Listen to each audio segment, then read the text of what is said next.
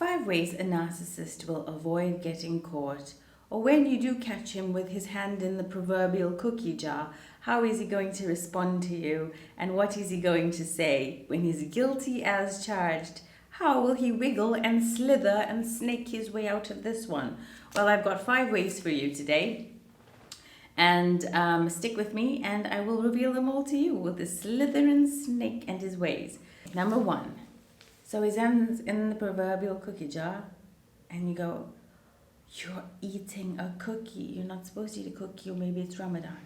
And then he goes, oh, so you're so perfect. What about you? Oh, look at you. You're a fine one to talk. I saw you eating yesterday. And you may be like, yes, well, I'm on my period. I can't eat during Ramadan. And you're like, well, I'm on my period too. Or he'll deflect or detract. Basically, he wants to turn the table back on you and find fault in you so that it equalizes the playing field. Because if you're accusing him of something, you're up here, he's down here, and he wants to then level it up by pointing back faults at you to bring you down to his level. Okay? Don't be sidetracked by that. You can give a short, brief explanation and move on. Yes, but why are you doing that? And then, watch where it goes from there. He could go on to number 2, which is complete and utter denial. He will say, it wasn't me. Saw you in the hotel, wasn't me. Saw you in the car, wasn't me. Saw you going to a lady's house, wasn't me. Saw a lady next to you, wasn't me. So he will deny it outright, just like a child. Of course, I caught my partner watching porn once, and I confronted him straight in the eye, and I was like, are you watching porn? And he looked at me and he's like, no. If you study CIA body language and lying techniques, or indicators of lying and infidelity, one of the things that people who are guilty often do is blink profusely. Okay? And deny it in that fashion. The lady or the man doth protest too much. The 3rd way that the narcissist will respond is with distraction. Anything can be a distraction. Oh, my hand's in the cookie jar, but oh, look over there, it's a beautiful bird. We hardly ever see birds like that. Have you seen that bird, darling? Look, it's got these beautiful green feathers. Your hand's in the cookie jar. Don't make me look away from you. Let's face this right here, right now. Why is your hand in the cookie jar? So they want to distract you by any means possible. They will, and if that doesn't work, they will double down on their triggers or your triggers and the way that they wish to trigger you and dig their claws into you so that you actually do get agitated. So this is how it goes. They distract you with the bird. That doesn't work. Then they distract you with, it's because you're on your period. You're so edgy and antagonizing. Yes, I understand, honey. Listen, we all get in a bad mood. Don't worry about it.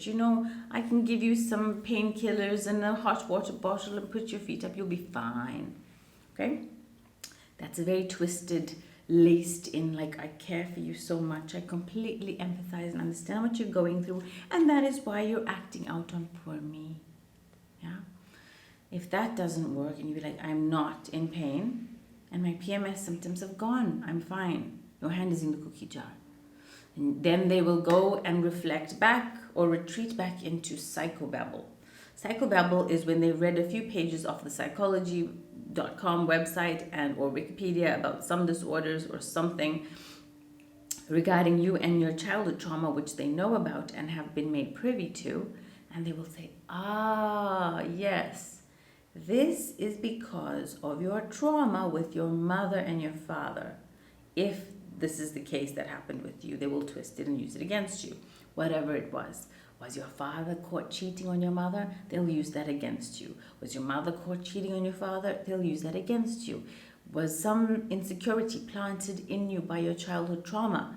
They will bring that up and use that against you and say, that's why you're behaving this way. Because of what your mother said to you when you were 5. That makes complete sense. You are suffering from mother trauma wounds.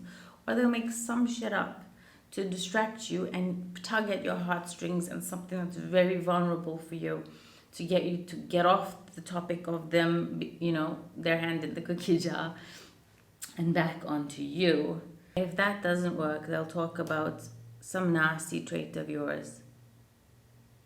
And they might progress on to, oh, well, you're such a buzzkill.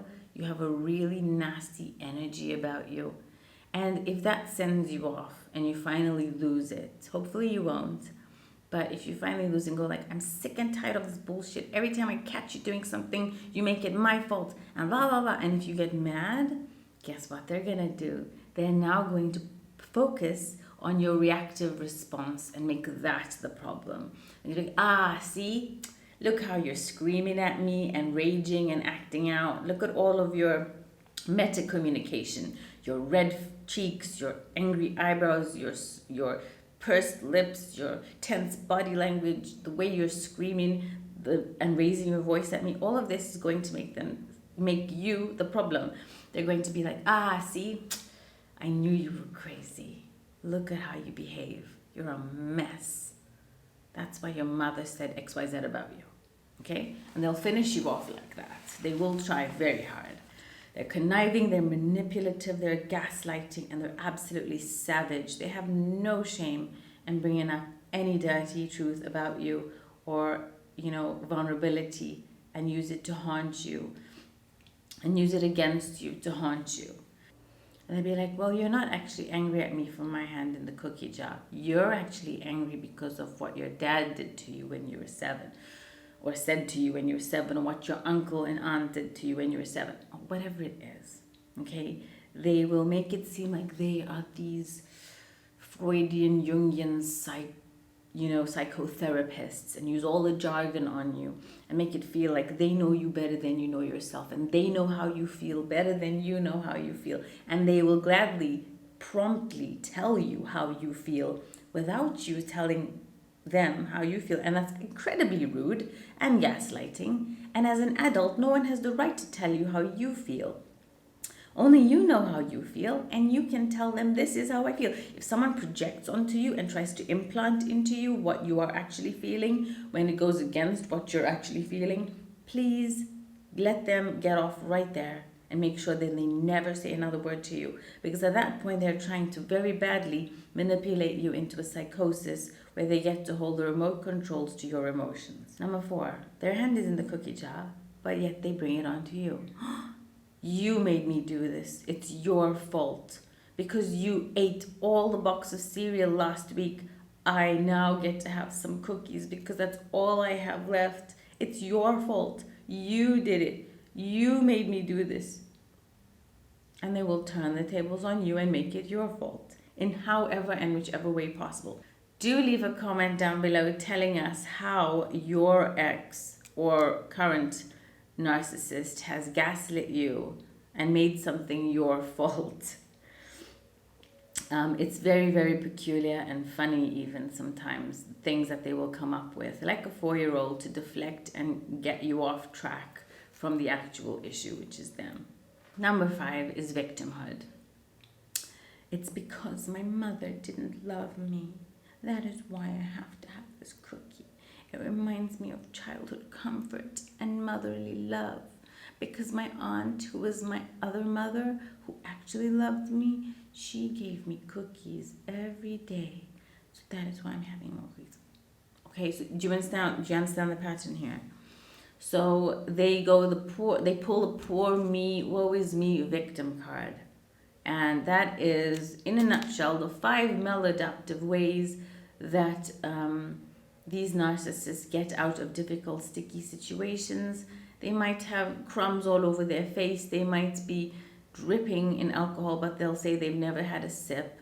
They may, be knee deep in the swamp, and they said they're not in the swamp. Whatever it is, but they will deny it. They will deflect it. They will make it your fault. They will pull the victim card.